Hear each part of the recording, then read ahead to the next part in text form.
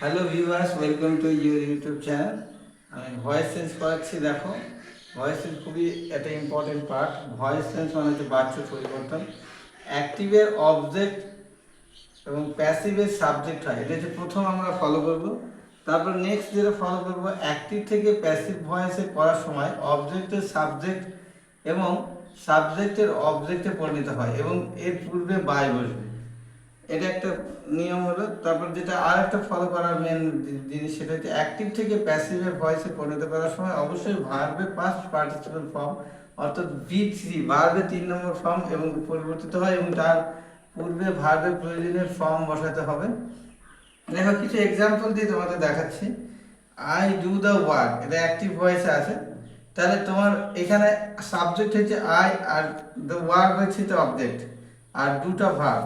তাহলে এখানে the the work is done by me, I থাকলে সবসময় আমরা মি বলবো।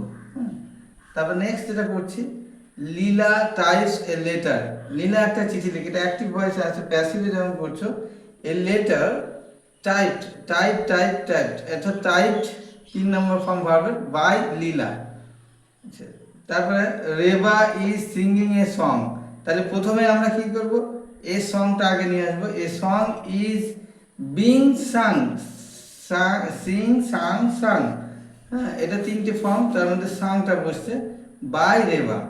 নেক্সট যেটা আমি করেছি, they had seen the picture, active ভয়েসে আছে, এটা আমি করব the picture had been seen by them.